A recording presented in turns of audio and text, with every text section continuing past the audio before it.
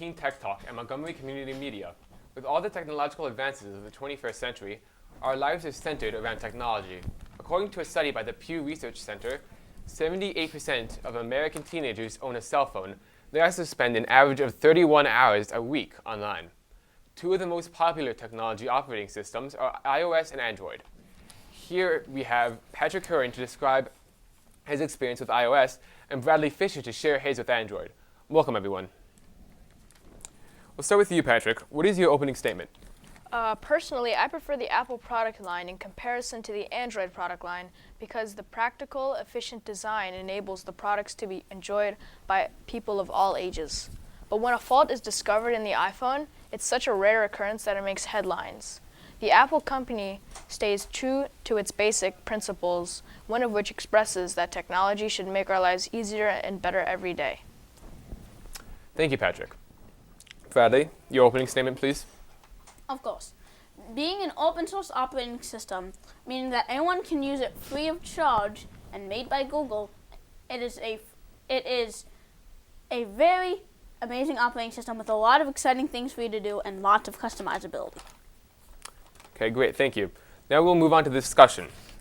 Patrick, how does the compatibility of each product compare in terms of everyday usage?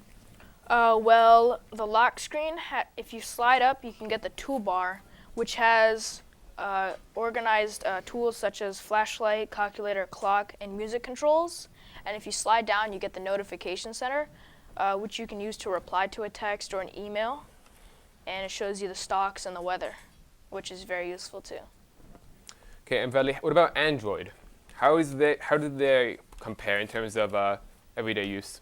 Android is very simple, as you can make a home screen that, let's say, takes a minute for you to navigate and looks like the best home screen in all of the universe. Or you can make one that takes 5 seconds to navigate, and you can just get to exactly where you need. It also has built-in voice commands that learn as it goes. So the more you use your voice commands, the more it'll know, the easier it will recognize your voice, and the faster it'll get things done. It also has a simple notification center where if you swipe down, you'll find notifications based off of emails, texts, missed calls, missed things from games. And you can also change things like Wi-Fi, mobile data, toggling sound, and things along those lines. Okay, thank you, Bradley.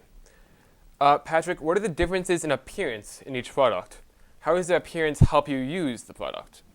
Well, the older iPhone, the iPhone 5C or 5S, they have more of a boxy shape if you like that more.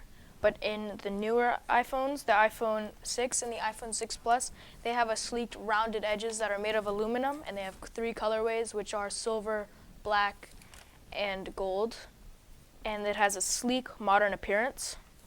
And the apps are organized in horizontal ways, and you can have a group of apps in one category, such as games or music.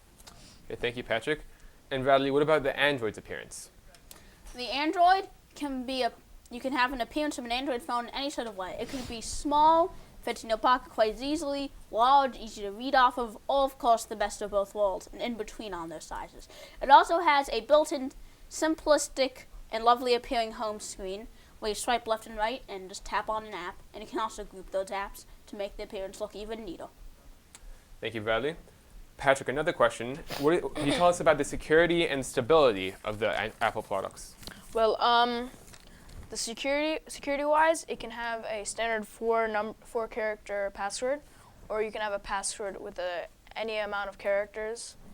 Also, on the newer models of the iPhone, there is a touch sensor that senses your fingerprint, and if you have the right fingerprint, it lets you in.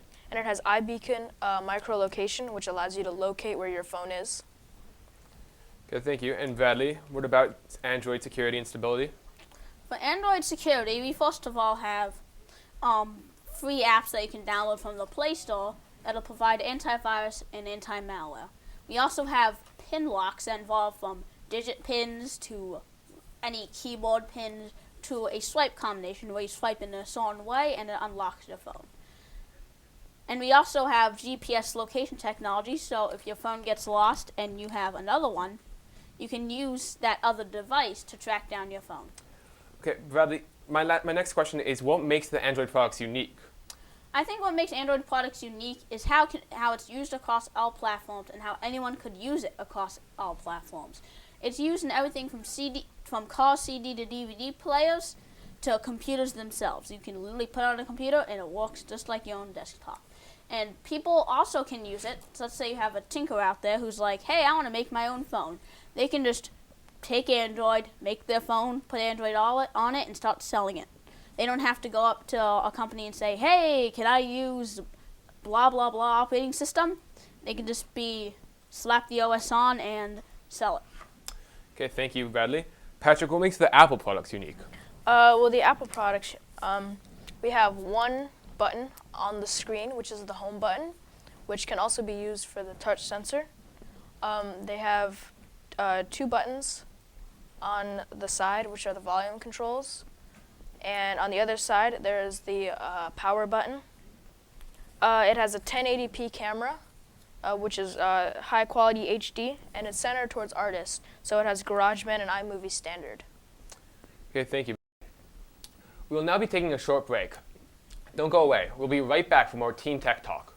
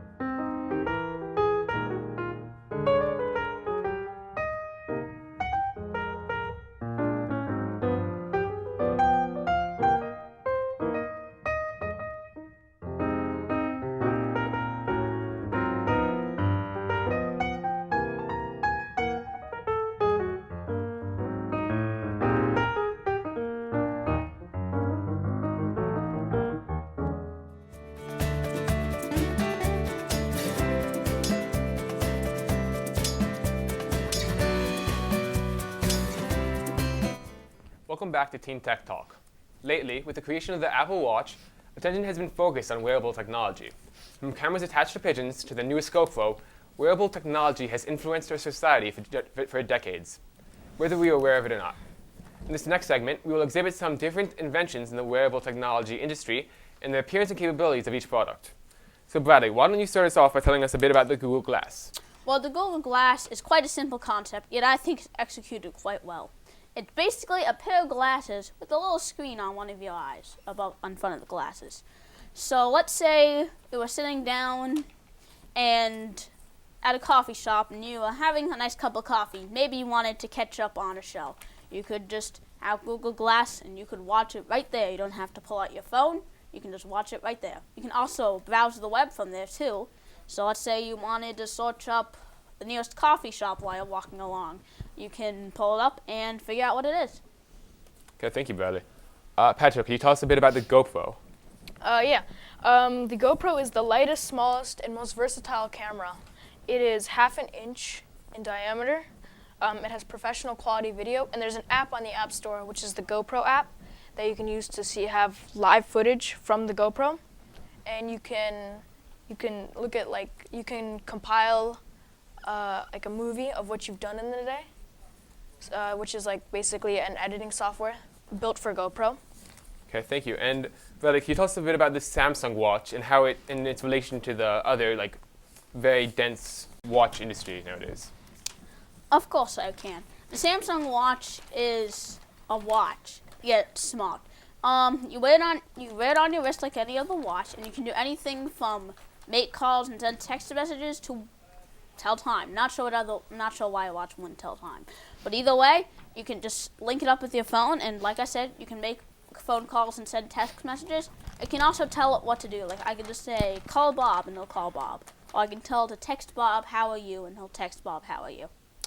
Thank you. And how does this compare, Patrick, to the Apple Watch? Well, the Apple Watch has wireless charging, and it has a security feature, which is that if you lose your phone or it gets stolen, you can lock it from the watch. It also has Siri, so you can talk to it and tell it to call your friends or send your friend a text or send an email.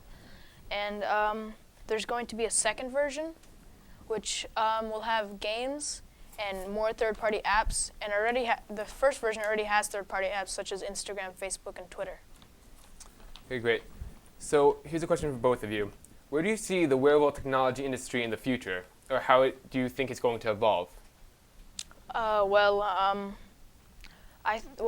Magic Leap is going to be released within a couple years. It is a virtual reality system, and I think the technology will be hints towards virtual reality in the future. Thank you. Bradley, what do you think? How the industry is going to evolve? I think, like Patrick said, I think it's going to be leaning a lot towards virtual reality.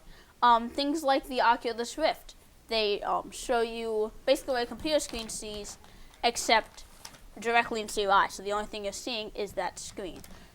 And what's nice about it is that there are many games made for it, and even more games that have modifications that change the game to make it compatible with it. So it makes you feel like you're in the game.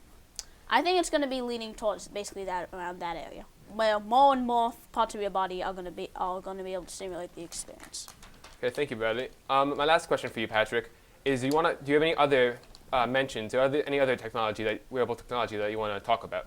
Yes, there is the Fitbit, which is basically a smartwatch, but it doesn't have like the calling and texting features. It has a sensor, which senses how many steps you've taken with your wrist movement. And it also has a geological locator, which locates if you've gone up, down, or just around. So it's pretty useful, and it can pair with your phone or your computer. Okay, thanks. Bradley, do you have any other technology you want to mention? Well, I mean, it's just like a simple idea that you could basically do at your house. It's called Google Cardboard. It's a nice simple cardboard thing. You insert your phone, you close it up, and you can put it on, kind of like the Oculus Rift, except Google Cardboard instead. And you can just look at your phone. If it's playing a video, you can watch it as you're sitting down, and that's all you're seeing. You don't see maybe your table or your cat who just happens to be walking around messing up your house. You just see the video you just want to watch. Okay, thank you, Bradley. And thank you for joining us on this special episode at Montgomery Community Media. See you next time on Teen Tech Talk.